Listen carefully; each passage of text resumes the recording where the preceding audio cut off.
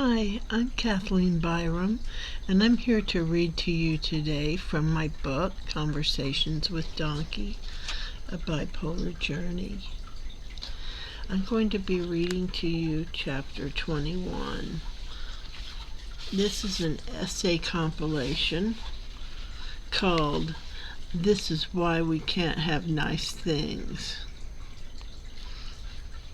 And this is number 1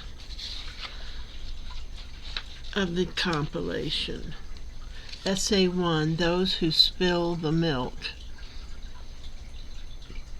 When I was a teen or something, I read the book The Women's Room by Marilyn French. By the way, I recommend it. Despite the connection of the women's room to the feminist movement, French stated in 1977 interview with the New York Times, the women's room is not about the women's movement, but about women's lives today. There is a part in the book that I was always struck by, amongst others, and it caused an expression to form between my mother and me. A mother is having issues with her daughter.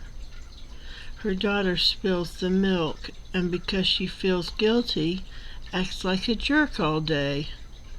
The mother says wearily to herself, "She spills the milk and I have to pay all day," or something like that. Mom and I refer to that as spilling the milk. Some people are like that. They screw up and you have to pay all the damn day. The human mind is a complex thing, it seems. One would think that when one screws up, the appropriate response is to apologize to those it hurts, if indeed it does. This seems pretty straightforward to me. Tell me if I'm wrong. But sometimes things go wrong and pride gets in the way. Stupid ass pride. It seems a necessary component of the psyche because good pride is a good thing. Everyone should have good pride. Should meaning it's beneficial to them. And feel good about themselves and their accomplishments. Maybe people who do this aren't in touch with themselves. Could be some of them don't even know it's bothering them. They are just being a jackass and don't even know why. I'm not a psychiatrist. I don't know all the answers. I can't figure out what to tell people so they can deal with this problem. All I can do is love people. And maybe that's enough. What have your experiences been like with this phenomenon, the milk spiller? What do you tell someone who is angry because they screwed up? Well, I think it's a good idea to sympathize with them. Yes, even though they're being a pill, bite the bullet and sympathize.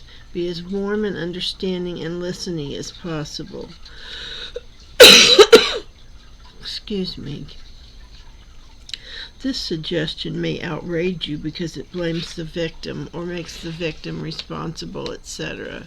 I tend to use what works. However, you may find this.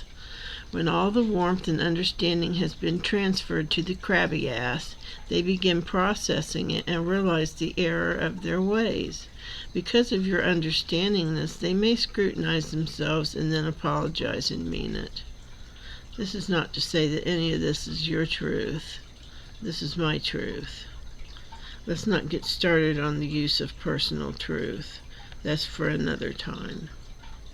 This has been brought to you by a group of a series of essays, the compilation of which I think I will call This is Why We Can't Have Nice Things. By the way, I noticed I use a lot of words to soften what I have to say because I anticipate being argued with or attacked. It seems like no matter how much I try not to do that, something slips in that I casually say without thinking, so I hope I haven't done that. Happy hump day. Go out there and love someone, even if they do spill the milk.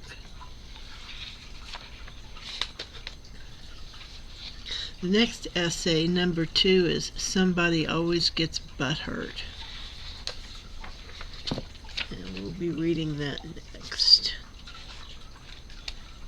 I want to show you something, though. At the beginning of this compilation, look, there's a little crabby donkey, a disgruntled donkey, and that was drawn by my friend Hannah Shannon. Anyway, I wanted to say thank you for listening, and thank you for your likes and comments and subscriptions. I'll see you next time. Bye-bye.